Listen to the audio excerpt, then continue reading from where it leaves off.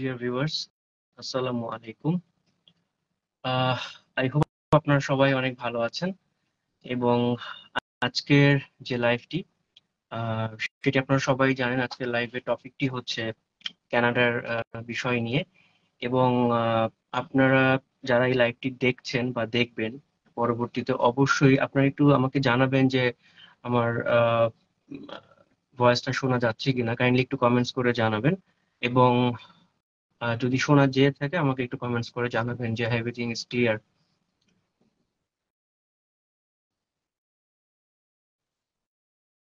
Okay, thank you so much. তাহলে সবাই আমাকে শুনতে পাচ্ছেন আশা করি। এবং আহ, আমাদের লাইভটি শুরু করার কথা ছিল জাস্ট 11টায় এবং আমরা 11টায় শুরু করলাম ফাইনালি।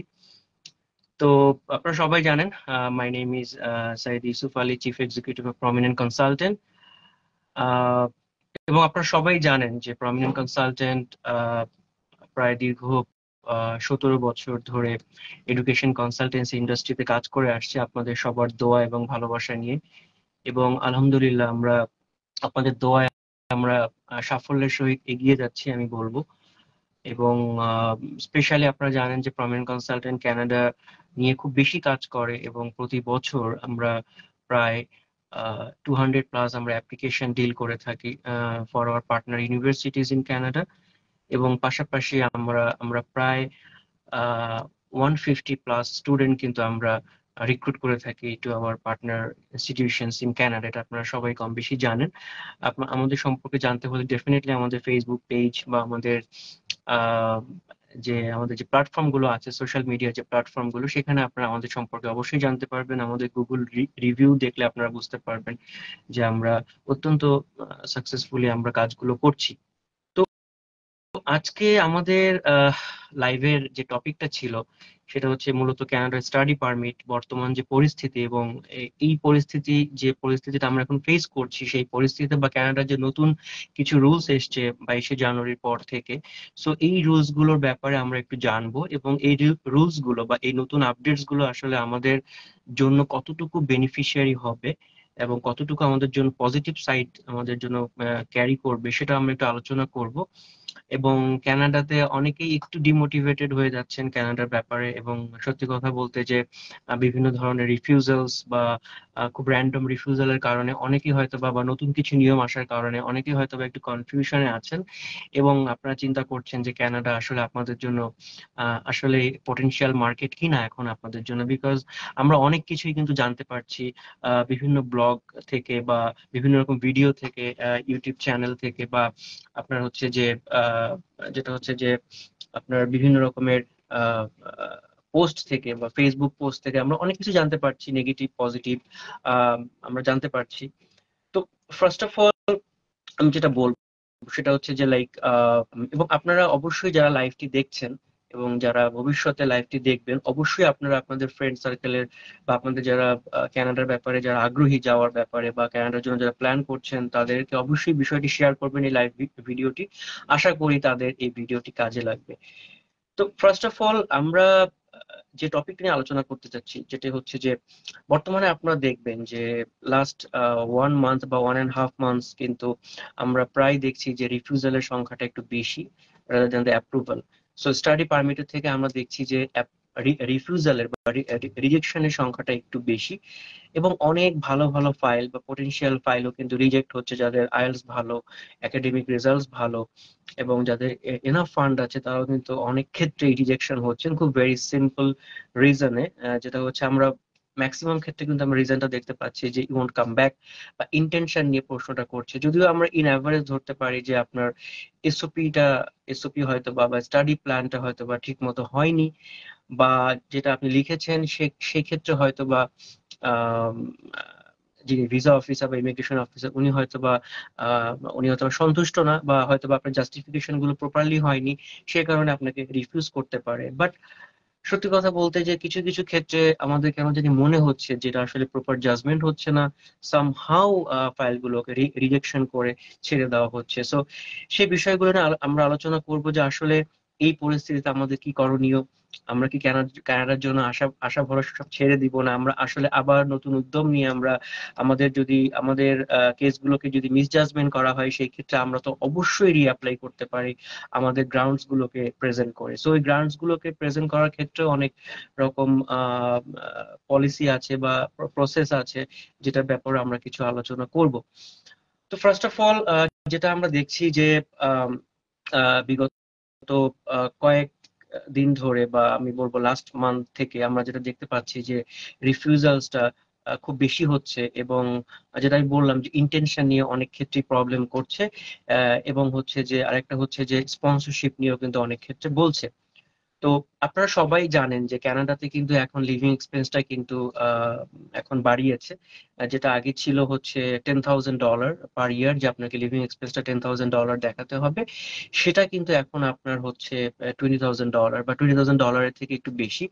সো এই অ্যামাউন্টটা কিন্তু আপনাকে এখন এনশিওর করতে হবে আপনার আপনার ব্যাংক স্টেটমেন্টে বা আপনার ব্যাংক ফান্ডে।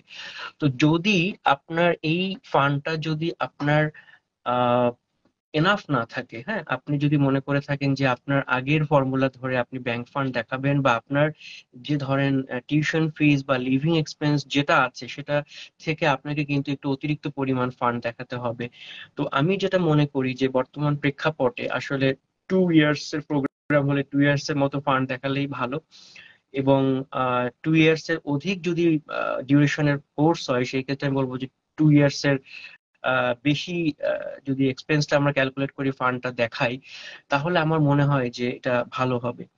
এবং অনেক ক্ষেত্রেই দেখা যাচ্ছে যে আমরা হয়তো বা মনে করি যে ইউনিভার্সিটির পেমেন্ট ওদের লাইক দেখা যাচ্ছে যে ওদের হয়তো আপনার কাছে মনে হচ্ছে যে ওদের হয়তো বা ডিপোজিটটা খুব সামান্য, লাইক $2,000, $3,000, বা কোনো কোনো ক্ষেত্রে আরো কম হয়তো, বা সেই ক্ষেত্রে আপনারা মনে করছেন যে আমরা এটা আহ, দেখাই মিনিমাম, যেটা এটা আমরা ডিপোজিট করি যেহেতু ইউনিভার্সিটির পলিসি অনুযায়ী। বাট সেক্ষেত্রে আমি বলবো আপনারা যদি একটু স্বপ্রণোদিত হয়ে যদি আপনার 1 সেমিস্টার বা 1 বছরে ফুল টিউশন ফিটা পেমেন্ট করতে পারেন, সেই ক্ষেত্রে আমি বলবো যে এটা অবশ্যই একটা পজিটিভ একটা পজিটিভিটি তৈরি করবে আসলে আপনার ফাইলের জন্য। একটু ভিসা হওয়ার ক্ষেত্রে এটা কিন্তু আপনার জন্য একটু হলেও আহ, আমি বলবো যে বেশ খানিকটা কিন্তু আপনার একটা পজিটিভ ভাইব তৈরি করবে আপনার ফাইলের জন্য। সো টিউশন ফিটা ট্রাই করবেন মিনিমাম 1 সেমিস্টার বা 1 বছরে পেমেন্ট করার জন্য, এটা আমি মনে করি সর্বক্ষেত্রে ভালো হবে। এবং আপনার বাকি যে খরচটা আছে সেটা অবশ্যই আপনি ব্যাংকের মাধ্যমে দেখাবেন। অনেক সময় দেখা যাচ্ছে যে ব্যাংকের যে মানে ফান্ডিং গুলো আপনারা দেখান, অনেক সময় দেখা যাচ্ছে যে আপনারা শেয়ার মার্কেটে টাকা দেখান, অনেক সময় দেখা যাচ্ছে যে আপনারা প্রভিডেন্ট ফান্ডে টাকা দেখান, এমন কিছু দেখা যাচ্ছে আপনাদের কিছু সেভিং সার্টিফিকেট দেখান, যেগুলো আসলে এমন কিছু ডকুমেন্টস আপনারা দেন যেটা ভেরিফাই করাটা, বা ওখানকার যেহেতু ফরেনার এগুলো রিড করছে, বা মাঝে মধ্যে এগুলো অ্যাপ মানে সফটওয়্যারের মাধ্যমে জিনিসগুলো অনেক সময় ফিল্টার করা হয়। তো সেই ক্ষেত্রে আপনার ফান্ডিং ডকুমেন্টস গুলো যদি ক্লিয়ার না হয়, যদি ওইটা যদি ইজিলি ভেরিফাই করা না যায়, তাহলে কিন্তু এবং ফান্ডিং এর ডকুমেন্টস গুলো যতটা সিম্পল রাখা যাবে ততই কিন্তু ভালো হবে। তো এই ক্ষেত্রে অনেক খুঁটিনাটি বিষয় আছে যেগুলো আপনাকে খেয়াল রাখতে হবে। এরপরে ডেফিনেটলি এসওপি খুবই ইম্পর্টেন্ট একটা ফ্যাক্টর। আপনারা সবাই জানেন যে স্টাডি প্ল্যান বা এসওপিটা কিন্তু ক্যানাডার ভিসার ক্ষেত্রে অলমোস্ট মোর দেন 60% কিন্তু এটা এটা ম্যাটার করে। তো সেই ক্ষেত্রে কিন্তু আপনার এসওপিটা খুবই জাস্টিফাইড হইতে হবে, আপনাকে খুব টু দা পয়েন্ট এবং শর্ট করে আপনাকে লিখতে হবে, যাতে একটা ভিসা অফিসার খুব অল্প সময় নিয়ে আপনার এসওপি পড়তে পারে। কারণ আপনি যদি বেশি বড় করে ফেলেন এসওপিটা, সেই ক্ষেত্রে কিন্তু আপনার ভিসা অফিসার যিনি দেখবেন উনি কিন্তু পেশেন্স হারাতে পারেন এবং আপনার ব্যাপারে অতটা সে মনোযোগী নাও হতে পারেন। সো এসওপিটা যত কম রাখা যায়, যত কম রাখা যায়, আমি বলবো যে ম্যাক্সিমাম 1.5 পাতা থেকে 2 পাতার মধ্যে যদি আপনি এসওপিটা করতে পারেন তাহলে সবচেয়ে ভালো হয়। তো এখন যারা রিফিউজ হচ্ছেন ডেফিনেটলি অনেকের কাছে মনে হচ্ছে যে আপনি পোটেনশিয়াল, আপনার ফাইলটা একদম পারফেক্ট ছিল, আপনার ফান্ড এনাফ ছিল, আপনার এসওপি পারফেক্ট ছিল আপনি মনে করেন, এবং আপনি আপনার স্যাটিসফ্যাকশনটাই কিন্তু ইম্পর্টেন্ট। আমরাও যখন এজ এ প্রমিনেন্ট কোনো ফাইলের কাজ করি, ফার্স্টে আমরা ট্রাই করি যে আমরা স্যাটিসফাইড কিনা।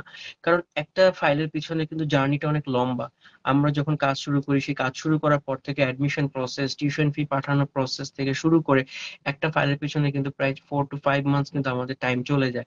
আপনারাও কষ্ট করেন, আমরাও কষ্ট করি, এন্ড অফ দ্য ডেতে কিন্তু আমাদের মেইন টার্গেট হচ্ছে যে আমাদের ফাইলটার জন্য মানে কতটুকু স্ট্রংলি আমরা সাবমিট করতে পারি, ফাইলটাকে স্ট্রং করে আমরা সাবমিট করতে পারি, যাতে আমাদের কোনো ল্যাকিংস না থাকে, আমাদের আমাদের ফাইলের জন্য কোনো ভুল না থাকে। সবকিছু করার পরেও আপনি যখন দেখতেছেন যে আপনার ফাইলটা পারফেক্ট, কিন্তু তারপরও আপনি রিজেকশন হচ্ছে আপনার, তাহলে ধরে নিতে হবে যে মেবি আপনার ফাইলটা হয়তো বা ভালোভাবে অ্যাসেসমেন্ট হয়নি। এবং আপনি যদি এটা মনে করে থাকেন তাহলে ডেফিনেটলি আপনারা জিসিএমএস ক্লেম করবেন, জিসিএমএস নোটসটা ক্লেম করবেন। নোটসটা ক্লেম করে আপনারা অবশ্যই সেই নোটস এর ভিত্তিতে আপনাদের যদি কোনো স্পেসিফিক রিজন তারা বের করে, আপনি সেই রিজনটাকে ভালোভাবে রিড করবেন, রিড করে সেটাকে অ্যাসেসমেন্ট করে রিসার্চ করে আপনি সেটার সেটার এগেনস্টে বা সেটার ইন ফেভার, মানে তার সেই রিফিউজাল রিজনের এক্সপ্লেনেশন হিসেবে আপনি একটা খুব সুন্দর যদি আপনি একটা গ্রাউন্ড তৈরি করে রিপ্রেজেন্ট করতে পারেন, তাহলে অবশ্যই আমি মনে করি সেকেন্ড টাইম, ইভেন অনেক ক্ষেত্রে কিন্তু থার্ড টাইম ফোর্থ টাইমেও কিন্তু ভিসা পাওয়া সম্ভব। তো সেই ক্ষেত্রে যেটা করতে হবে যে অবশ্যই আপনার ফান্ডটাকে ক্যারি করতে হবে, আপনার ব্যাংক ফান্ডটাকে আপনার কন্টিনিউ করতে হবে, এবং আপনি যদি পেশেন্সটাকে কন্টিনিউ করতে পারেন ডেফিনেটলি সেকেন্ড টাইম থার্ড টাইমে কিন্তু ভিসা পাওয়া কানাডার ক্ষেত্রে খুবই খুবই পসিবল। তো আমরা ধৈর্য হারা না হই, আমাদের ফাইল যদি ডেফিনেটলি যদি আমাদের ফাইলটা যদি ভালো হয়ে থাকে, আমরা যদি মনে করি, সেই ক্ষেত্রে আমি বলবো যে আপনারা অবশ্যই আবার রিঅ্যাপ্লাই করবেন। এবং প্রমিনেন্ট কনসালটেন্ট, সত্যি কথা বলতে যে আমরা রিফিউজাল ফাইল নিয়ে আমরা অনেক ক্ষেত্রেই অনেকভাবেই কাজ করি। রিফিউজাল ফাইল গুলোকে আমরা খুব চ্যালেঞ্জ হিসেবে নেই, কারণ আমরাও চাই যে পটেনশিয়াল ফাইল গুলো যারা রিফিউজ হয়েছে আনফরচুনেটলি তাদের পাশে থাকতে, তাদেরকে আমরা হোপ দিতে চাই, তাদেরকে আমরা স্বপ্ন দেখাতে চাই যে না, তোমার কানাডা যাওয়ার স্বপ্ন আহ এখনো তুমি ধরে রাখো এবং আমরা তোমার সাথে আছি, এবং আমরা তোমাদের সাথে থেকে তোমাদের ফাইলটাকে আমরা সাকসেসফুল করতে চাই আমাদের মেধা এবং শ্রম দিয়ে। তো কেউ হতাশ হবেন না দয়া করে। আপনারা যদি এখন র্যান্ডম রিজেকশনের শিকার হয়ে থাকেন, ডেফিনেটলি আপনারা একটা পেশেন্স রেখে নেক্সট ইনটেকের জন্য অ্যাপ্লাই করেন, জিসিএমএস নোটের জন্য অ্যাপ্লাই করে নোটটা দেখে আপনারা রিঅ্যাপ্লাই করেন। এবং ডেফিনেটলি প্রমিনেন্ট কনসালটেন্ট আপনাদের এই রিফিউজাল কেসগুলো হ্যান্ডেল করার জন্য বা রিফিউজাল কেসগুলো প্রসেস করার জন্য আমাদের দক্ষ টিম আছে, আমাদের ভিসা টিম আছে। আম, আমরা আপনাকে সর্বাত্মক সহযোগিতা করব।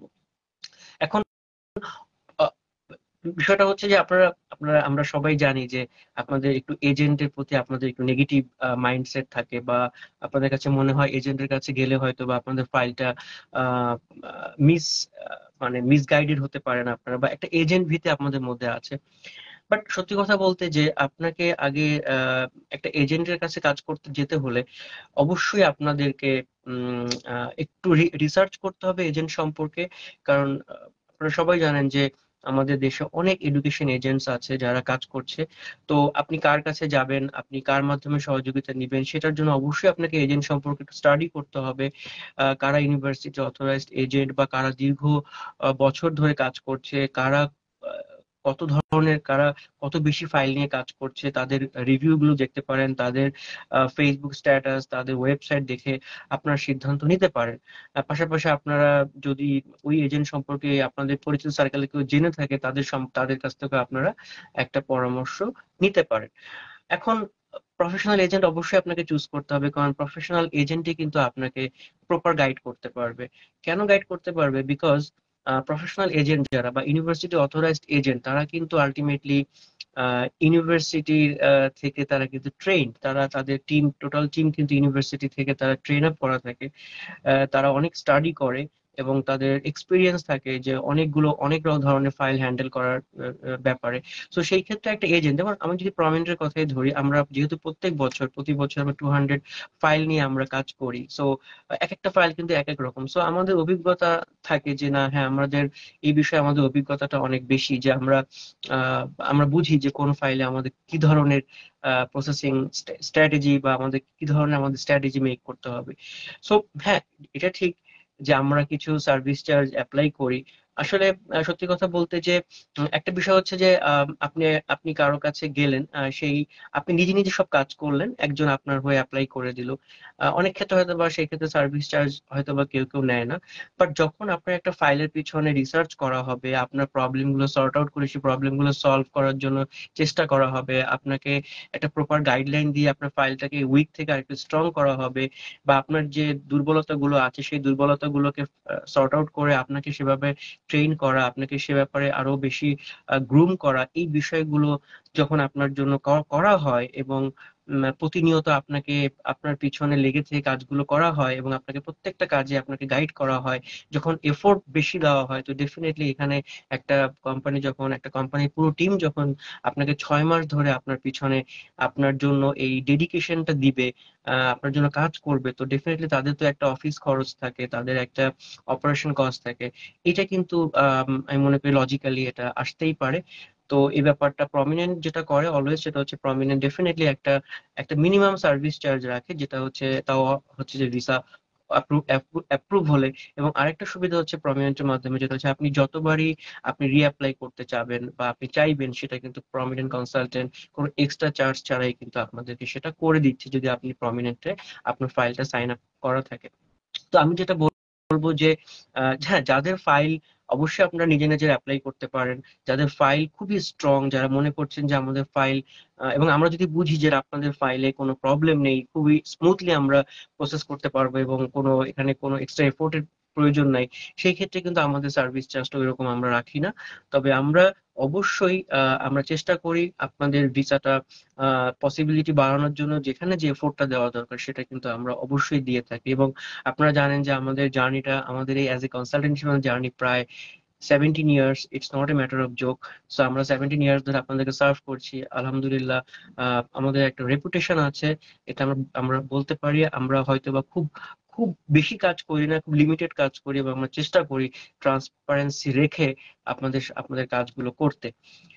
তো আমি এখন একটু চলে যাব, সেটা হচ্ছে যে আপনাদের 22শে জানুয়ারির পর আমরা সবাই জানি বেশ কিছু নতুন রুলস এসছে, এবং সেটা আসলে আমাদের জন্য কতটুকু পজিটিভ এবং স্টুডেন্টদের জন্য কতটুকু পজিটিভ। আপনারা সবাই জানেন যে কানাডাতে 22শে জানুয়ারির পরে একটা অ্যানাউন্সমেন্ট আসলো যে যে স্টুডেন্টদের ক্ষেত্রে যারা আন্ডার গ্রেড প্রোগ্রামে যাবে বা যারা কলেজ প্রোগ্রামে যাবে, সেই ক্ষেত্রে একটা ক্যাপিং তারা করলো, যে তারা 35% মতো একটা ভিসা তারা ডিডাকশন করবে, নাম্বার অফ অ্যাপ্রুভাল তারা কমিয়ে দিবে। এবং প্রভিন্স থেকে একটা অ্যাটেস্টেশন লেটার নিতে হবে যারা পরবর্তীতে এই ধরনের প্রোগ্রামগুলোতে অ্যাপ্লাই করবে, like diploma, advance diploma, post graduate diploma অথবা ব্যাচেলার প্রোগ্রামের ক্ষেত্রে অবশ্যই আপনাকে প্যাল আপনাকে করতে হবে, নিতে হবে প্রভিন্স থেকে, সেটা হচ্ছে যে প্রভিনশনাল অ্যাটেস্টেশন লেটার। তো এটা কিন্তু আসলে আমরা যখন এটা ইমপ্লিমেন্টেশন শুরু হলো, তখন কিন্তু আমরা এরপর থেকে কিন্তু আমরা স্মুথলি এগুলো পাচ্ছি, এটা নিয়ে আমাদের কোনো প্রবলেম হচ্ছে না। ফ্যাক্ট হচ্ছে যে তারা ক্যাপিংটা কেন করলো, ক্যাপিংটা করার পিছনে কারণ ছিল, সেটা হচ্ছে যে লাইক লাস্ট 2 ইয়ার্স থেকে কানাডাতে এত বেশি নাম্বার স্টুডেন্ট ওখানে এন্টার করেছে। তো ওই ওই যাওয়ার ফ্লোটাকে একটুখানি স্লো করার জন্য কিন্তু ক্যাপিংটা দেওয়া, যাতে যেহেতু ওখানে অনেক স্টুডেন্ট চলে গেছে, তাদের হাউজিং প্রবলেম হচ্ছে, তাদের অনেক ক্ষেত্রে অনেক কিছু অ্যাডজাস্ট করতে প্রবলেম হচ্ছে, সেই ক্ষেত্রে যদি তারা মানে একই গতিতে যদি স্টুডেন্ট তারা যদি কন্টিনিউ আনতে থাকে, তাহলে কিন্তু এটা ওখানে একটা ডিজাস্টার পরিস্থিতি তৈরি হবে। এইটাকে কিন্তু সাময়িকভাবে তারা একটুখানি ব্যালেন্স করার জন্য তারা কিন্তু ক্যাপিংটা দিয়েছে। তো আমি মনে করি যে এটা এটা আমি বলবো এখন একদিক থেকে ঠিকই আছে। যেহেতু একটা স্টুডেন্ট যদি ওখানে যাওয়ার পরে তার পারপাসটা যদি সার্ভ করতে না পারে, তারা যদি নিজেদেরকে ওইভাবে তাদের যদি হাউজিং পেতে কষ্ট হয়, তাদের যদি ওরকম পার্ট টাইম জব পেতে প্রবলেম হয়, তাহলে আমি মনে করি যে সেই ক্ষেত্রে একটুখানি যদি এটাকে একটু সীমিত করা হয়, সেক্ষেত্রে আমি মনে করি যে সব দিক থেকে জিনিসটা ব্যালেন্স থাকবে। এবং এইটার ভিত্তিতেই কিন্তু প্যালের বিষয়টা এসছে, যে এখন থেকে শুধু এলওএ হলেই হবে না, আপনাকে ওই ইউনিভার্সিটি, ওই প্রভিন্স থেকে আপনার জন্য একটা প্যাল ইস্যু করবে। তো এটা কিন্তু খুব ভালোভাবে আমাদের আমরা ইস্যু করতে পারছি কলেজের বা ইউনিভার্সিটির মাধ্যমে। আরেকটা যেটা নিয়ম আসলো, সেটা হচ্ছে যে স্পাউসের ক্ষেত্রে ওয়ার্ক রাইটস, যে বলা হলো যে মাস্টার্স এবং পিএইচডি প্রোগ্রাম এবং কিছু কিছু ব্যাচেলার প্রোগ্রাম ছাড়া স্পাউস যদি যেতে চায় স্টুডেন্টের সাথে, সেই ক্ষেত্রে স্পাউসের আগে যেটা ছিল ফুল টাইম ওয়ার্ক পারমিট বা ওপেন ওয়ার্ক পারমিট, সেটা কিন্তু আর থাকছে না।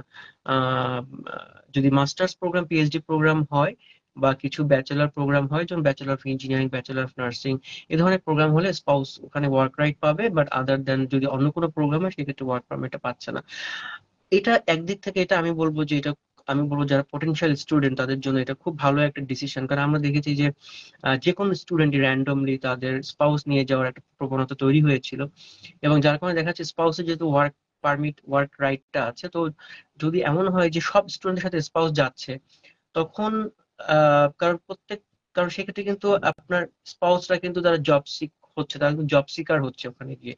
তো যখন একটা স্টুডেন্ট ওখানে পড়াশোনা শেষ করার পরে সেও কিন্তু ফুল টাইম জব খুঁজছে, তো লজিক্যালি কিন্তু যে ওখানে পড়াশোনা শেষ করেছে তার কিন্তু জব পাওয়াটা হচ্ছে, রাইটসটা কিন্তু একটু বেশি, কারণ সে কানাডাতে থেকেছে, সে ওখানে একটা ইনস্টিটিউশনে সে একটা ইনভেস্ট করেছে, তার টাইম ইনভেস্ট করেছে, তার মানি ইনভেস্ট করেছে। তো যখন সে ফুল টাইম ওয়ার্ক পারমিটে আসবে তখন কিন্তু তার আগে জব পাওয়াটা কিন্তু তার জন্য এটা কিন্তু ফার্স্ট প্রায়োরিটি। তো ওখানে যখন একজন ভিজিটর বা একজন open work permit visa holder উনি যদি ওটা জব সেম ভাবে জব সিক করেন, তখন ওইখানে কিন্তু একটা একটা অসুস্থ প্রতিযোগিতা কিন্তু তৈরি হচ্ছে। তো এটাকে ব্যালেন্স করার জন্য, একটুখানি সীমিত করার জন্য বলা হলো যে না, শুধুমাত্র মাস্টার্স বা পিএইচডি প্রোগ্রামের ক্ষেত্রেই স্টুডেন্টরা এবং কিছু কিছু ব্যাচেলার প্রোগ্রামের ক্ষেত্রেই স্টুডেন্টদের স্পাউসরা জব করতে পারবে। তো এটা আমি মনে করি যে একদিক থেকে ভালো, কারণ সেই ক্ষেত্রে অনেকের নর্মাল অনেক ডিপ্লোমা প্রোগ্রাম বা অন্যান্য ছোটখাটো প্রোগ্রামে কিন্তু স্পাউস নেওয়ার প্রবণতাটা এখন কমে যাবে। তবে হ্যাঁ, স্পাউস যেতে পারবে, that's true, but not with work rights. তারা যেতে পারবে ট্যুরিস্ট ভিসা নিয়ে। এরপর যেটা বলা হলো যে মাস্টার্স এর ক্ষেত্রে বা পিএইচডির ক্ষেত্রে বা স্কুল লেভেলে, মানে যেটা হচ্ছে যারা মাইনর আন্ডার 18, এদের ক্ষেত্রে কোনো প্যাল লাগবে না, এদের ক্ষেত্রে কোনো ক্যাপিং নেই। তার মানে মাস্টার্স এর ক্ষেত্রে ভিসার ক্ষেত্রে কোনো ক্যাপিং থাকবে না, এবং ডিপ্লোমা বা আন্ডার গ্র্যাডের ক্ষেত্রে তারা একটু সীমিত করছে। তো এটা আমরা সবাই জানি, এবং আম, এবং আমরাও ট্রাই করছি যে মাস্টার্স প্রোগ্রামের স্টুডেন্টকে এখন বেশি বেশি করে এনকারেজ করার জন্য। তো এটা একটা রুলস আছে যে অনেকেই, তবে হ্যাঁ এটা ঠিক, অনেকেই ভাবছেন যে যে ডিপ্লোমা হয়তো ভিসা দিবেই না, আন্ডার গ্রাডে হয়তো ভিসা দিবেই না, বিষয়টা কিন্তু এমন না। কমিয়ে দিবে, কমিয়ে দিবে। কমিয়ে দেওয়া মানে এটা না যে আপনাকে ভিসা একদম দিবেই না। সো এটা অনেকেই হয়তো বা একটু মিস ইনফরমেশন দিচ্ছেন, এবং আপনার মিস ইনফরমেশনটা আপনারা হয়তো বা অনেকে করছেন, ওইটাকে হয়তো পজিটিভলি নিচ্ছেন, বাট আসলে 35% কমিয়ে দিবে, এটা মানে এই না যে আপনাকে 100% ভিসা দিবে না, বিষয়টা কিন্তু এমন না। আরেকটা হচ্ছে যে একটা সময় আমরা জানি যে তারা কিছু কলেজের ক্ষেত্রে, যেগুলো পাবলিক প্রাইভেট এবং পার্টনারশিপ যে কলেজগুলো আছে লাইক পিপিপি কলেজ, এই কলেজগুলোর ক্ষেত্রে আপনার ওয়ার্ক পিজিডব্লিউপিটা থাকবে না, মানে পোস্ট গ্রাজুয়েট ওয়ার্ক পারমিটটা থাকবে না।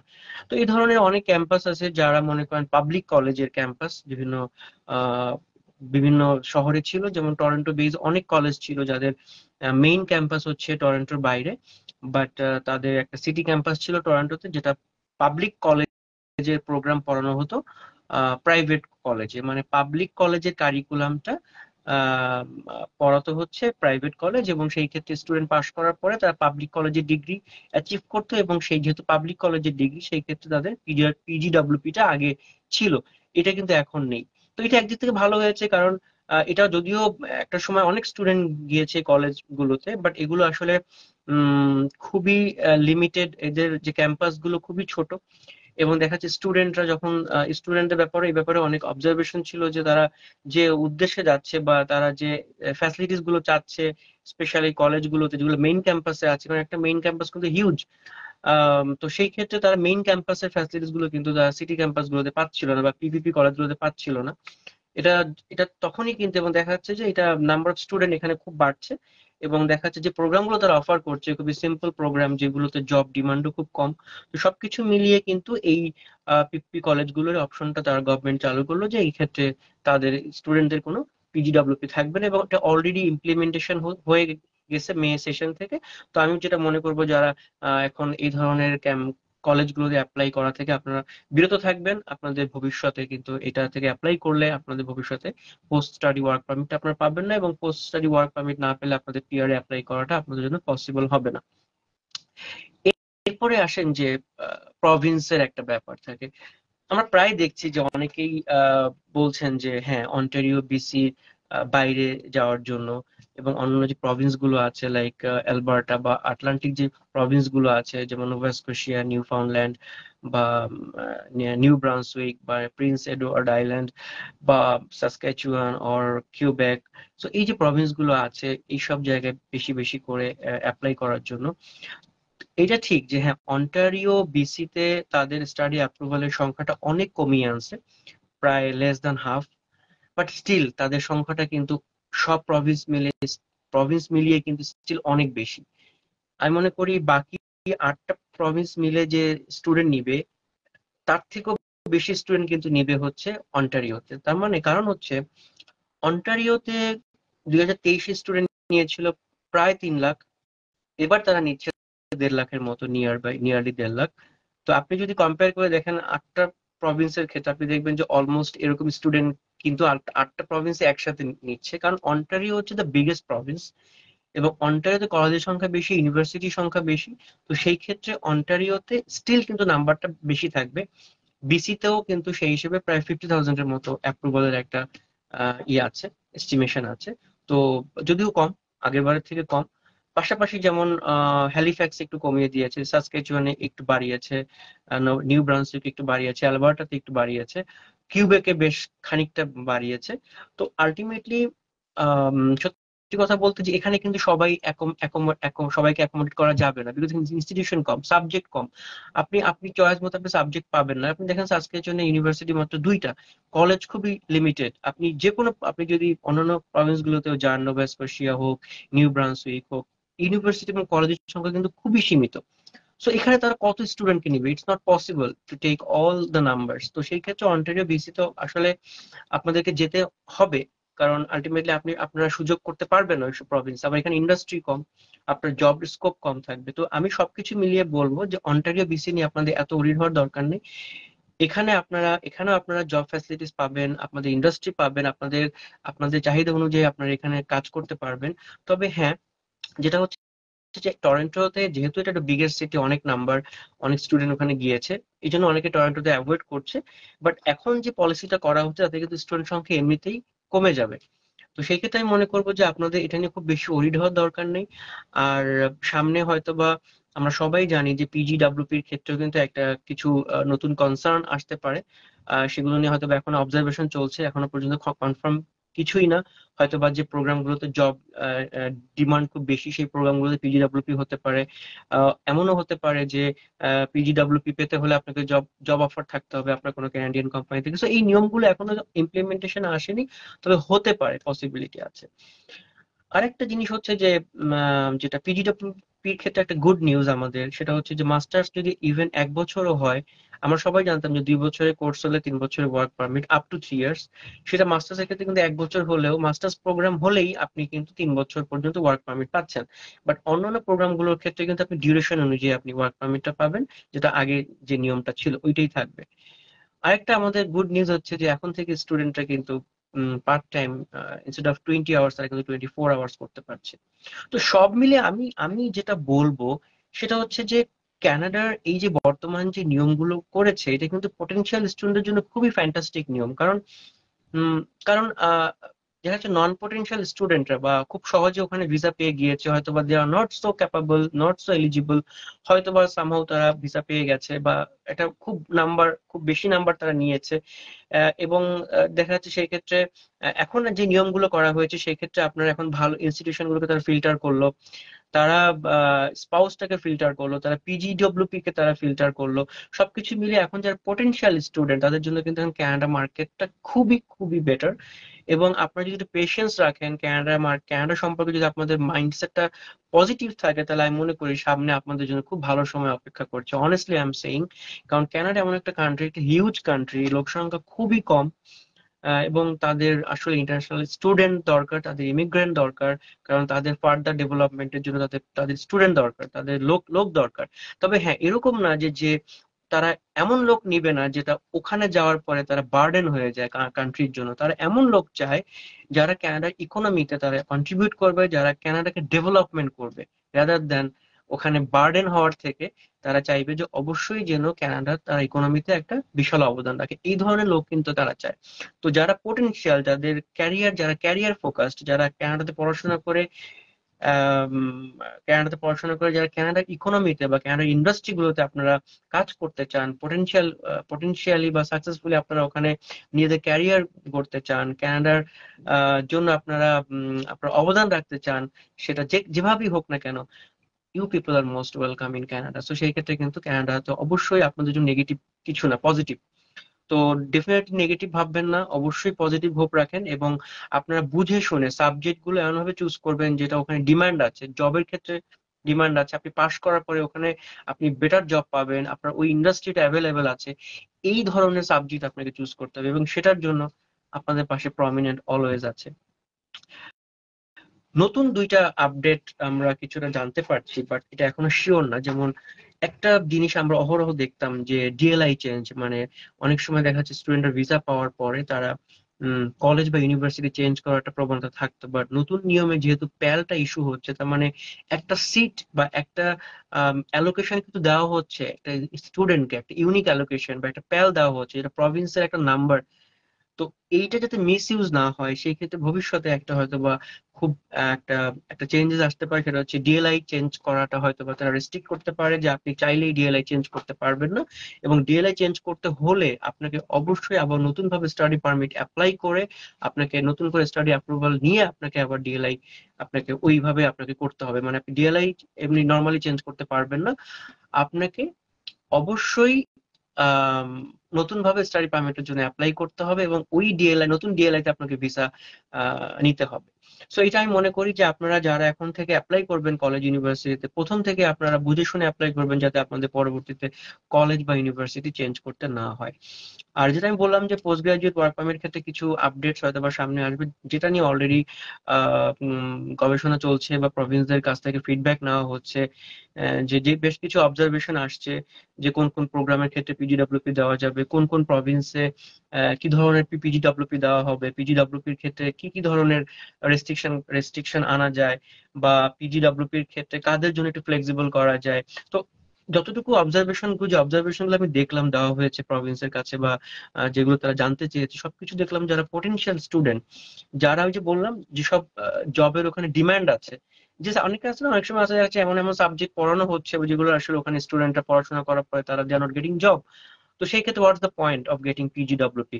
তো ওই জন্যই আমি বলবো যে আপনারা যদি পোটেনশিয়াল হয়ে থাকেন, আপনারা যদি আহ, ভালো কোনো সাবজেক্টে যান যেটা জব ডিমান্ড আছে, আপনাদের ক্ষেত্রে আশা করি পিজিডব্লিউপির ক্ষেত্রে কোনো প্রবলেম হবে না। আর অনেকে যেটা ভাবেন যে কলেজ প্রোগ্রাম গুলো হয়তো বা একেবারেই অ্যাপ্লাই করা ঠিক হবে না, বা কলেজ প্রোগ্রাম গুলো আসলে আমাদের কোনো কাজেই আসবে না, বিষয়টা কিন্তু এমন না। আপনারা জব ডিমান্ড লিস্ট গুলোতে দেখবেন এখানে কিন্তু প্রচুর কলেজে প্রোগ্রামের চাহিদা আছে, যেমন যেগুলো টেকনোলজিক্যাল প্রোগ্রাম, যেগুলো টেকনিশিয়ান প্রোগ্রাম, বা যেগুলো ট্রেড প্রোগ্রাম, বা নার্সিং, হেলথ কেয়ার, বা আপনার হসপিটালিটি বা কালিনারি আর্টস, তারপরে হচ্ছে আপনার এরকম অনেক প্রোগ্রাম আছে যেগুলো কিন্তু হিউজ জব ডিমান্ড আছে, আর্লি চাইল্ডহুড এডুকেশন।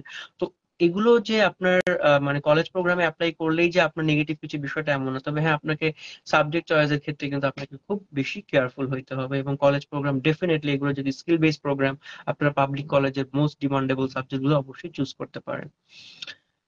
আহ, মোটামুটি আমরা কভার করলাম আমাদের যে নতুন আপডেটস গুলো এসছে, এবং দেন প্রমিনেন্ট কনসালটেন্ট আপনাদের পাশে কিভাবে থাকতে পারে। আপনারা সবাই জানেন যে প্রমিনেন্ট কনসালটেন্ট কানাডার ক্ষেত্রে, যেহেতু তারা আমরা দীর্ঘদিন ধরে কাজ করি, এবং আমরা যে কোনো ফাইল নেওয়ার ক্ষেত্রে আমরা কিন্তু প্রচন্ড পরিমাণ আমরা রিসার্চ করি, এবং তার প্রোফাইল দেখে, তার ব্যাকগ্রাউন্ড দেখে, তার ইংলিশ প্রফিসিয়েন্সি দেখে, তার ফান্ডিং দেখে কিন্তু আমরা কলেজ বা ইউনিভার্সিটির প্রোগ্রামগুলো আমরা অফার করে থাকি, আমরা অ্যাডভাইস করে থাকি, যাতে একটা স্টুডেন্টের অ্যাডমিশনটা মিসিং না হয়। এবং আপনারা সবাই জানেন কানাডাতে কিন্তু মাস্টার্স প্রোগ্রামগুলো খুবই কম্পিটিটিভ, স্পেশালি পাবলিক ইউনিভার্সিটি গুলোতে এখন যেহেতু মাস্টার্স প্রোগ্রামের উপর চাপটা বেশি আসবে, কারণ মাস্টার্স প্রোগ্রামে যেহেতু কোনো ক্যাপিং নেই। তো আপনার মনে মাথায় রাখতে হবে যে পাবলিক ইউনিভার্সিটির কিন্তু আহ, এখন কিন্তু কম্পিটিশনটা অনেক বেড়ে যাবে। আপনার সিজিপি অবশ্যই ভালো থাকতে হবে, আমি যেটা বলবো 3 অ্যাবভ তো অবশ্যই থাকতে হবে, 3.5 এর উপরে থাকলে, যেগুলো খুব বেশি কম্পিটিটিভ, টিউশন ফিস কম এবং সিট খুব লিমিটেড, আপনারা অনেক সময় এখানে টার্গেট করেন যে টিউশন ফিস কম, এখানে আমরা যাই, এখানে আমরা অ্যাপ্লাই করি, বাট আপনার মাথায় রাখবেন যেখানে টিউশন ফিস যত বেশি কম সেখানে কম্পিটিশন তত বেশি, এবং সেই ক্ষেত্রে কিন্তু আপনার রেজাল্ট যদি খুব আউটস্ট্যান্ডিং না হয় আপনার কিন্তু জন্য চান্স পাওয়াটা কিন্তু খুবই টাফ হয়ে যাবে। তো এই জন্য পাশাপাশি কিন্তু আপনার ব্যাকআপ অপশন রাখবেন, যেমন এখানে প্রাইভেট ইউনিভার্সিটিও আছে, পাবলিক ইউনিভার্সিটিও আছে। যদি আপনি মনে করে থাকেন যে পাবলিক ইউনিভার্সিটিতে আপনার চান্স পাওয়াটা 50-50 চান্সেস, বা আপনার আনসার্টিন হতে পারে, তো সেই ক্ষেত্রে কিন্তু উম, আপনি সেই ক্ষেত্রে আপনি কিন্তু প্রাইভেট ইউনিভার্সিটিরও আপনি ব্যাকআপ অপশন রাখতে পারেন, বা যে ইউনিভার্সিটিগুলো পাবলিক এবং যেখানে আপনারা আমাদের কাছে আসলে আপনারা জানতে পারবেন যে কোথায় কম্পিটিশনটা বেশি, কোথায় কম্পিটিশনটা একটু কম, কোথায় আপনার অফার লেটার সার্টেন, কোথায় আনসার্টেন। এই বিষয়গুলো যদি আপনি প্রমিনেন্টের সাথে অ্যাপ্লাই করে যদি আপনারা মানে মানে আপনারা যদি আলোচনা করে যদি অ্যাপ্লাই করেন, তাহলে আমি মনে করি আপনাদের অ্যাডমিশনটা মিসিং হবে না। এবং প্রমিনেন্ট অলওয়েজ কিন্তু এই ব্যাপারে অলওয়েজ একটা প্রপার গাইডলাইন দিবে আপনাদেরকে। আপনাদের কাছে হয়তো মনে হতে পারে যে প্রমিনেন্ট প্রায় 50টা ইউনিভার্সিটি নিয়ে কাজ করে, সেই 50টা ইউনিভার্সিটির বাইরে হয়তো প্রমিনেন্ট অ্যাডভাইস করবে না। না, বিষয়টা এমন না। আমরা যদি মনে করি যে স্টুডেন্টের জিপিএ খুব ভালো, সিজিপিএ খুব ভালো, এবং তার আইএলটিএস ভালো, এবং তার ক্ষেত্রে পসিবিলিটি 80 to 90%, সেই ক্ষেত্রে প্রমিনেন্ট কিন্তু অবশ্যই নন পার্টনার ইউনিভার্সিটি গুলোতেও কিন্তু প্রসেস করে থাকে। বিষয়টা এমন না যে আমরা শুধু আমাদের পার্টনার ইউনিভার্সিটি নিয়ে কাজ করি। তো এই বিষয়টা অবশ্যই মাথায় রাখবেন, প্রমিনেন্ট আপনাদের পাশে পাশে সবসময় আছে একটা রাইট ইউনিভার্সিটি, একটা রাইট সাবজেক্ট চয়েস করার জন্য, চুজ করার জন্য। আমরা চার্জ করি, অনেক ক্ষেত্রে আমরা চার্জ করি যদি স্টুডেন্টদের প্রোফাইল খুব ভালো হয়। আমাদের পার্টনার ইউনিভার্সিটি গুলোর ক্ষেত্রে আসলে আমরা কিন্তু কোনো চার্জ করি না। তো বাট আমি যেটা বলবো যে আপনাদের যদি খুব ক্লোজ সাপোর্ট লাগে, আপনাদের যদি খুব মনে করেন যে না, আপনাদের ফাইলগুলোকে খুব ভালোভাবে আমাদেরকে অ্যাসেসমেন্ট করে রিসার্চ করে আপনাদের পিছনে সবসময় মোটিভেশন দিয়ে, গাইডেন্স দিয়ে আপনাদের পিছনে এফোর্ট দিতে হবে, সেক্ষেত্রে তো এতটুকু পারিশ্রমিক আমরা চাইতেই পারি। এটাতে আপনি মনে করি যে আপনারাও না করবেন না। তবে যদি ফাইল খুবই ভালো হয়, আমাদের ওরকম এক্সট্রা এফোর্ট লাগবে না, আমাদের পার্টনার ইউনিভার্সিটি হয়, অনেক ক্ষেত্রেই কিন্তু আমরা অনেক ক্ষেত্রেও সার্ভিস চার্জের আমরা ওয়েভ করি বা আমরা ডিসকাউন্ট করি। এবার আসি প্রমিনেন্ট কনসালটেন্ট কি কি ধরনের ইউনিভার্সিটি নিয়ে কাজ করে কানাডাতে। প্রমিনেন্ট কনসালটেন্ট কিন্তু অনেক বছর ধরে কিন্তু কাজ করছে, এবং আপনারা দেখবেন যে প্রমিনেন্ট কনসালটেন্ট পার্টনার লিস্টে কিন্তু অনেক ভালো ভালো ইউনিভার্সিটি আছে কানাডার, including university Waterloo, Toronto metropolitan university, university of Manitoba, memorial university, university of New Brunswick, university of Windsor, Brock, then Thompson Rivers university থেকে শুরু করে অনেক ইউনিভার্সিটির সাথে কিন্তু প্রমিনেন্ট কাজ করে। বাট হ্যাঁ, সব ইউনিভার্সিটি মাস্টার্স প্রোগ্রাম অফার করে না, ডেফিনেটলি মাস্টার্স প্রোগ্রাম অফার করে, বাট অনেক ক্ষেত্রে দেখা যাচ্ছে কোর্স বেস মাস্টার্স প্রোগ্রাম খুব কম থাকে, রিসার্চ বেস থাকে অনেক ক্ষেত্রে। অনেক সময় আছে যে আমাদের পার্টনারশিপের মধ্যে থাকে না মাস্টার্স প্রোগ্রাম গুলো। শুধু আমাদের না, কানাডার কিন্তু দেখবেন more than 50% university, public university কিন্তু মাস্টার্স প্রোগ্রাম কিন্তু এজেন্টদের মাধ্যমে তারা কাজ করে না, কারণ তাদের সিট খুব লিমিটেড, তারা এজেন্ট এখানে তারা এজেন্টকে অ্যাক্সেস দেয় না। তো সেই ক্ষেত্রে আমরা নন পার্টনার হিসেবে আমরা কাজ করতে পারবো। প্রমিনেন্ট কনসালটেন্ট কানাডার প্রায় 50+ ইনস্টিটিউশনে কাজ করে অ্যাজ এ পার্টনার। এবং এই আমাদের এই অ্যাচিভমেন্টটা আমরা আমাদের যে কলেজগুলো আছে আমাদের পার্টনার হিসেবে, যেমন সেনেকা আছে, সেন্টিনিল আছে, জর্জ ব্রাউন আছে, ডগলাস আছে, নর্থ আইল্যান্ড আছে, Manitoba institute of trade and technology আছে, আমাদের ক্যামোসান আছে, আমাদের ফ্যানশো আছে, যেন আমাদের কনস্টোগা আছে, মোহাক আছে, এরকম অনেক কলেজের সাথে আমরা কাজ করি। আমাদের southern Alberta institute of technology আছে, সাসকাচুয়ান পলিটেকনিক আছে। সো আমরা অনেকগুলো ইনস্টিটিউশনে কাজ করি। সো আমরা এবং আমাদের কিন্তু ম্যাক্সিমামই 99% কিন্তু আমাদের ইনস্টিটিউশন পাবলিক। সো এই অ্যাচিভমেন্টটা কিন্তু আমাদের একদিনে হয়নি। একটা ইউনিভার্সিটি গুলো যখন, কারণ কানাডা পাবলিক ইউনিভার্সিটি কিন্তু সবার সাথে কিন্তু এগ্রিমেন্ট করে না। সো যখন তারা কাউকে পার্টনার হিসেবে নিয়োগ দেয়, অবশ্যই কিন্তু তারা রিসার্চ করে, এজেন্ট সম্পর্কে জানে, রেফারেন্স নেয়। তারা যখন দেখে যে পজিটিভ কোনো রেফারেন্স পায় তারা অন্যান্য পার্টনার ইনস্টিটিউশন থেকে, তখনই কিন্তু তারা আমাদেরকে পার্টনারশিপের জন্য অফার করে। তো it's not a easy journey. আমরা প্রমিনেন্ট অ্যাজ এ এতগুলো ইউনিভার্সিটি কলেজে পার্টনারশিপ পেয়েছি আমরা, এটা কিন্তু এত ইজি জার্নি ছিল না, এটা খুব স্ট্রাগলিং একটা ছিল। তো যেহেতু আমরা একটা স্ট্রাগলিং করে আমরা এতগুলো পার্টনারশিপ পেয়েছি, তো সেই ক্ষেত্রে অবশ্যই আমরা অলওয়েজ চেষ্টা করি আমরা ট্রান্সপারেন্সি রেখে কাজ করতে, আমরা রেপুটেশন ধরে রেখে কাজ করতে। কারণ যে রেপুটেশনটা আমরা গত 10 বছরে অর্জন করেছি, সেটা কিন্তু আমরা কখনোই নষ্ট হতে দিব না। এটাই কিন্তু আমাদের মেইন ইন্টেনশন। তো আশা করি আপনারা আমাদের মাধ্যমে কাজ করলে হতাশ হবেন না, কনফিডেন্স রাখবেন। কারণ আমরা রেপুটেশনটা আমরা কিন্তু একদিনে আমাদের হয়নি, অনেক সময় নিয়ে আমাদের হয়েছে। সো আমরা চাইবো না কোনোভাবে এটা যাতে ফল করে। হ্যাঁ, ডেফিনেটলি ভিসা দেওয়ার কোনো ক্ষমতা আমাদের নাই, আমাদের কোনো কিছু করার ক্ষমতা নাই। আমরা ক্ষমতা আছে একটাই, সেটা হচ্ছে আপনাদের ফাইলটির পিছনে আমাদের বেস্ট এফোর্টটা দেওয়া, বেস্ট সার্ভিসটা দেওয়া, এবং এটা দিতে পারলে আপনাদের ভিসা পাওয়ার পসিবিলিটি বাড়বে। আর প্রমিনেন্ট কনসালটেন্ট পাশাপাশি কিন্তু কিছু কানাডার কিছু স্কুল নিয়েও কাজ করে, যেটা জুনিয়র স্কুল বা এলিমেন্টারি স্কুল বা সেকেন্ডারি স্কুল নিয়ে আমরা কাজ করি, যেখানে গভর্নমেন্ট স্কুল আছে, প্রাইভেট স্কুল আছে। তো যারা স্কুলিং ভিসায় যেতে চান উইথ প্যারেন্টস, তারাও কিন্তু আমাদের মাধ্যমে অ্যাপ্লাই করতে পারবেন। তো আমি কিছুটা কোর্স নিয়ে আলোচনা করতে চাই, যেটা কানাডাতে সাধারণত আমরা যে কোর্সগুলো অফার করে থাকি। আমি ফার্স্ট থেকে আসি, যারা একদম যারা স্কুলে যাওয়ার বয়স হয়েছে, যাদের 4-5 বছর, তাদের থেকে শুরু করে আমরা একদম মাস্টার্স পর্যন্ত কিন্তু আমরা রিক্রুট করে থাকি। তো আমাদের কেজি থেকে শুরু করে একদম ক্লাস 12 পর্যন্ত আমাদের স্কুলিংটা আছে।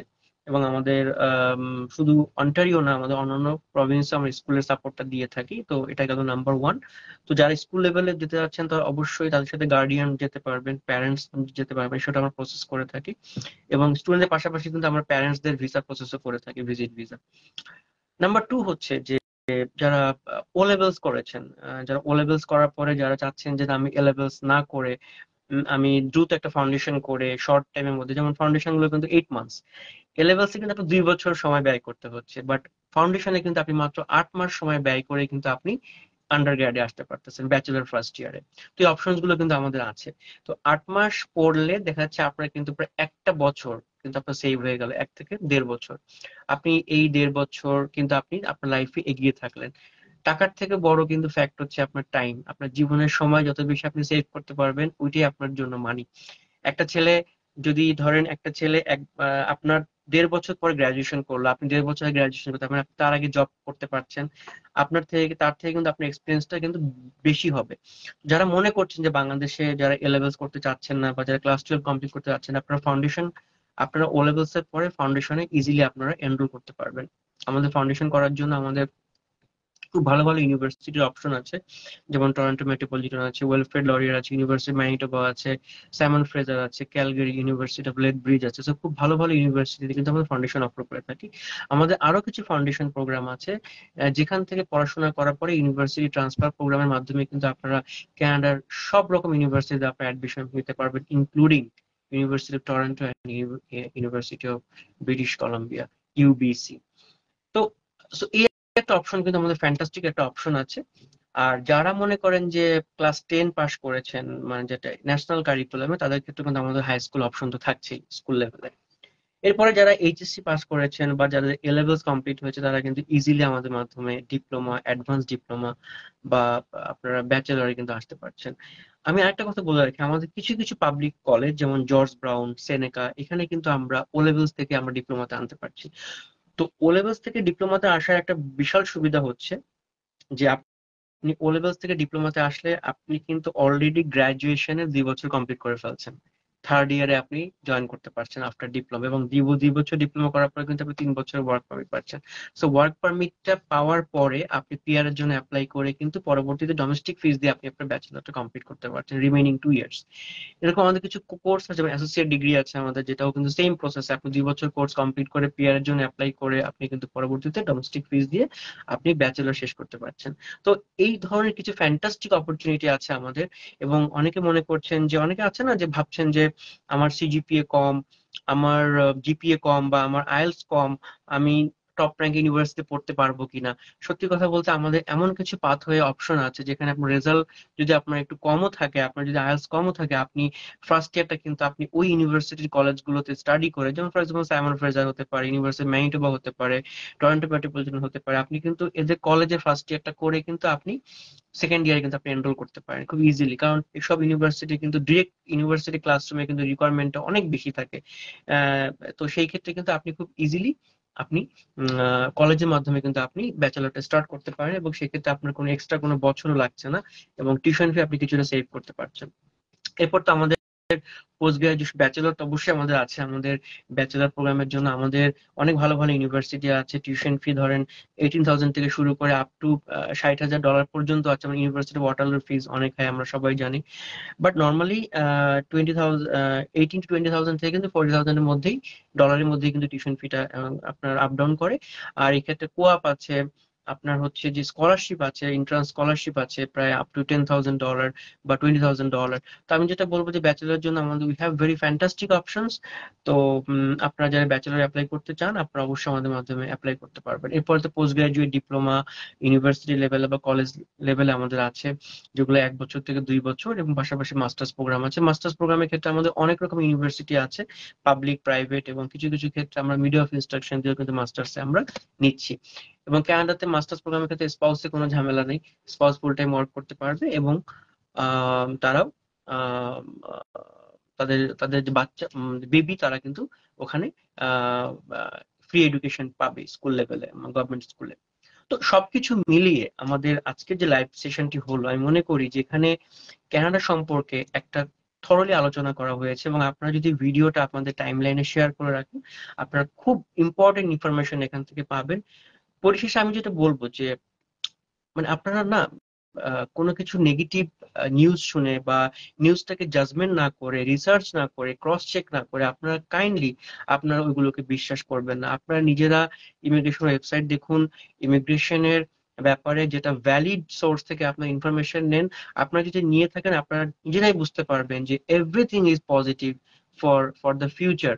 এবং ফিউচারের জন্য এই নিয়মগুলো অত্যন্ত ভালো। যারা বলছে যে কানাডাতে পোস্ট গ্রাজুয়েট ওয়ার্ক পারমিট থাকবে না, কানাডাতে ভিসা বন্ধ করে দিচ্ছে, কানাডা আর স্টুডেন্ট নিবে না, কানাডাতে খুব বেশি টাফ করে ফেলছে, তো এই বিষয়গুলো কিন্তু আসলে সত্যি না। তো এই বিষয়গুলো আপনার নিজেরাই যদি একটু রিসার্চ করেন আপনারা আসলে বুঝতে পারবেন। একটা জিনিস মাথায় রাখবেন যে অনেক ক্ষেত্রে আমরা দেখি যে আপনাদের ফ্রেন্ড সার্কেল থেকে বা আপনাদের রিলেটিভস কাছ থেকে আপনারা অনেক সময় নেগেটিভ অনেক কিছু শুনে থাকেন, আমি আমি যেটা দেখি আর কি। তো সেটা আমি বলবো যে দেখেন, কখনোই আপনার প্রোফাইল আরেকজনের প্রোফাইল কিন্তু সেম না। তার লাইফের অ্যাচিভমেন্ট আপনার অ্যাচিভমেন্ট কিন্তু সেম না। সবাই কি ক্যাপাবল, সবাই কি পোটেনশিয়াল, সবার লাক কি ফেভার করে? তো আমি কেন আরেকজনকে কম্পেয়ার করে আমি আমাকে জাজ করব? It's not true. আপনাকে দেখতে হবে হোয়াট মানে অ্যাভারেজ কি ঘটছে, আপনার ক্যাপাসিটি কতটুকু। আমি দেখেছি আমাদের এ পর্যন্ত না হলে 500+ স্টুডেন্ট গিয়েছে প্রমিনেন্টের মাধ্যমে। অনেস্টলি স্পিকিং, যে আমি খুব কম স্টুডেন্ট, আমি এমন কোনো স্টুডেন্ট পাই নাই যে আমাকে কখনো বলেছে যে ভাই আমি ওখানে জব পাইনি বা আমি জব করতে পারছি না। নো, যাদের ক্যাপাসিটি আছে, দোজ হু আর ক্যাপাবল, যাদের ইংলিশ ভালো, যারা পোটেনশিয়াল, আমি মনে করি তারা কানাডাতে খুব ভালো আছে, খুবই ভালো আছে। কিছু চ্যালেঞ্জেস থাকবেই, আমাদের বাংলাদেশে কি চ্যালেঞ্জ নাই? চ্যালেঞ্জেস নাই? পৃথিবীর কোনো দেশেই কি চ্যালেঞ্জেস নাই? প্রত্যেকটা কান্ট্রিতেই ডিফারেন্ট ডিফারেন্ট চ্যালেঞ্জেস আছে, এবং প্রতিনিয়ত আমাদের নতুন নতুন চ্যালেঞ্জ মোকাবেলা করতে হবে। আমরা করোনার মতো একটা বিশাল চ্যালেঞ্জ আমরা আমরা রিকভার করে চলে এসেছি। তো আমি বলবো চ্যালেঞ্জেস থাকবেই, আপনার কস্টিং বাড়বে, কারণ ডেফিনেটলি সারা ওয়ার্ল্ডে এখন কস্টিং বাড়ছে, শুধু কানাডাতে কেন, সারা বিশ্বে, নিউজিল্যান্ড থেকে শুরু করে অস্ট্রেলিয়া থেকে শুরু করে সব জায়গায় ফিস বাড়ছে, লিভিং এক্সপেন্স বাড়ছে, বাংলাদেশও বাড়ছে। তো এটা কিন্তু কমন কমন সিনারিও, আপনার ইনকামও বাড়ছে, আপনার খরচও বাড়বে, এটাই খুব স্বাভাবিক। তো এটা নিয়ে আপনার অ্যাফ্রেড হওয়ার প্রয়োজন নেই। আপনাকে চিন্তা করতে হবে যে আপনি নিজেকে, প্রত্যেকটা মানুষকে এভাবে চিন্তা করতে হবে যে নিজেকে আমরা পরিস্থিতি অনুযায়ী নিজেদেরকে, নিজেদের ইমিউনিটি সিস্টেমটাকে হাই করব, নিজেদেরকে স্ট্রং করব, যাতে আমরা পরিস্থিতিটাকে আমরা সামাল দিতে পারি। তো আপনার যদি মাইন্ডসেটটা উইক থাকে, আপনার যদি সবকিছু নিয়ে নেগেটিভ ভাবেন, তাহলে আপনার লাইফে কিন্তু পজিটিভ কিছু আসবে না। তো আমি যেটা বলবো যে please be patient, be strong, এবং সবকিছু পজিটিভ ভাবুন। অন্যের ক্ষেত্রে যেটা হয়েছে সেটা নিয়ে আপনাকে ভেবে আপনার আপনার সময় বা আপনার অ্যাচিভমেন্টটাকে নষ্ট করার দরকার নেই, নষ্ট হওয়ার আগেই। তো প্রমিনেন্ট আছে আপনাদের পাশে সব সময়। আমাদের একটা দক্ষ টিম আছে, আমরা খুব ছোট team but we are very potential, আমরা বলতে পারি, এবং আমরা খুব ভালোভাবে কাজ করার ট্রাই করি। আপনারা প্রমিনেন্টের সাথে একবার অন্তত যদি আপনাদের কখনো কানাডা যাওয়ার ব্যাপারে আপনাদের ইন্টারেস্ট ফিল করেন, প্রমিনেন্টের সাথে আপনারা আপনারা কাজ করেন বা না করেন, প্রমিনেন্টের সাথে একবার একটু আপনারা ডিসকাস করেন। আমি গ্যারান্টি দিয়ে বলতে পারি যে আমরা আপনাকে খুব আহ ভালো কিছু পরামর্শ দিব, ট্রান্সপারেন্সি রেখে পরামর্শ দিব, আপনাদের ভালোর জন্য পরামর্শ দিব, এবং যেটা আমরা দিয়ে আসছি, এবং আল্লাহর রহমতে আমাদের সেই কারণে সবাই আমাদেরকে অনেক বেশি পছন্দ করে, উই বিলিভ। এবং আপনারা আমাদের পাশে আছেন বিধায় আপনাদের সাফল্যগুলো আমাদেরকে এই পর্যন্ত নিয়ে আসছে। তো সবাই ভালো থাকবেন, সুস্থ থাকবেন, এবং এই লাইফটা আপনারা বেশি বেশি করে শেয়ার করবেন, এবং এই লাইফটা দেখে হয়তোবা আপনাদের যারা ফ্রেন্ড সার্কেল সবাই উপকৃত হবেন। এবং সবাইকে ধন্যবাদ। হয়তোবা লাইভে ইনস্ট্যান্ট আমরা অনেককে আমরা পাইনি, তো যারা ভবিষ্যতে এটা আমাদের টাইমলাইনে থাকবে আপনারা অবশ্যই দেখে নেবেন, এবং আশা করি ভিডিওটা আপনাদের অনেক কাজে লাগবে। ধন্যবাদ, শুভরাত্রি।